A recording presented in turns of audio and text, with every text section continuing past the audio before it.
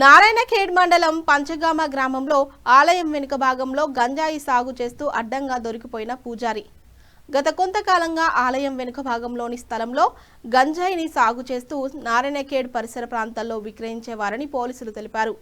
ఒక సమాచారంతో ఆలయ పరిసరాల్లో దాడులు చేయగా గంజాయి సాగు చేస్తున్న విషయం బయటపడిందని అరెస్టు చేసి పోలీస్ స్టేషన్కు తరలించినట్టు ఎక్సైజ్ పోలీసులు తెలిపారు. భక్తులకు ఎంత ఇంతకన్నా సేవ చేయకూడదు.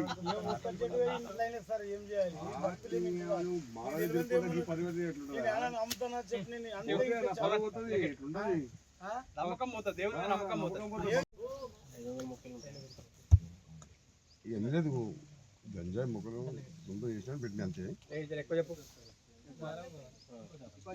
ఇంకా మళ్ళీ ఒకసారి చూద్దాం. మొత్తం రాజమంటే మంచి